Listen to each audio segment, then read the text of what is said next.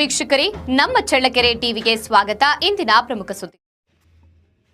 ಮೊಳಕಾಲ್ಮೂರು ವಿಧಾನಸಭಾ ಕ್ಷೇತ್ರದ ಹಿರೇಹಳ್ಳಿ ಗ್ರಾಮ ಪಂಚಾಯಿತಿ ವ್ಯಾಪ್ತಿಯಲ್ಲಿ ಕಾರ್ಯನಿರ್ವಹಿಸುತ್ತಿರುವ ಆರೋಗ್ಯ ವಿಸ್ತರಣಾ ಕೇಂದ್ರ ಆಸ್ಪತ್ರೆಯನ್ನ ಮುಚ್ಚಲು ಮುಂದಾಗಿರುವ ನಿರ್ಧಾರವನ್ನು ಕೈಬಿಡುವಂತೆ ಕರ್ನಾಟಕ ದ್ರಾಕ್ಷಿ ಮತ್ತು ವೈನ್ ಮಂಡಳಿ ಅಧ್ಯಕ್ಷ ಡಾಕ್ಟರ್ ಬಿ ಯೋಗೇಶ್ ಬಾಬು ಅವರು ಆರೋಗ್ಯ ಮತ್ತು ಕುಟುಂಬ ಕಲ್ಯಾಣ ಸಚಿವರಾದ ದಿನೇಶ್ ಗುಂಡೂರಾವ್ ಅವರನ್ನ ಭೇಟಿ ಮಾಡಿ ಮನವಿ ಸಲ್ಲಿಸಿದ್ದಾರೆ. ಹಿರೇಹಳ್ಳಿ ಮತ್ತು ಸುತ್ತಮುತ್ತಲ ಗ್ರಾಮಗಳ ಜನತೆಗೆ ಈ ಆಸ್ಪತ್ರೆ ಪ್ರಮುಖ ಆರೋಗ್ಯ ಸೇವಾ ಕೇಂದ್ರವಾಗಿದ್ದು, ಇದನ್ನ ಮುಚ್ಚುವುದರಿಂದ ಗ್ರಾಮಸ್ಥರಿಗೆ ಗಂಭೀರ ವೈದ್ಯಕೀಯ ಸಮಸ್ಯೆಗಳು ಎದುರಾಗಲಿವೆ. ಸಮೀಪದ ಮತ್ತೊಂದು ಆಸ್ಪತ್ರೆಗೆ ತೆರಳಲು ಸುಮಾರು 25 ಕಿಲೋಮೀಟರ್ ದೂರ ಪ್ರಯಾಣಿಸಬೇಕಾದ ಪರಿಸ್ಥಿತಿ ನಿರ್ಮಾಣವಾಗುತ್ತದೆ. ಆದ್ದರಿಂದ ಜನಸಂಖ್ಯೆ ಮತ್ತು ಸಾರ್ವಜನಿಕ ಅಗತ್ಯತೆಯನ್ನ ಗಮನದಲ್ಲಿ ಇಟ್ಟುಕೊಂಡು ಈ ಆಸ್ಪತ್ರೆಯನ್ನ ಮುಂದುವರಿಸಬೇಕು ಎಂದು ಅವರು ಮನವಿ ಮಾಡಿದ್ದಾರೆ.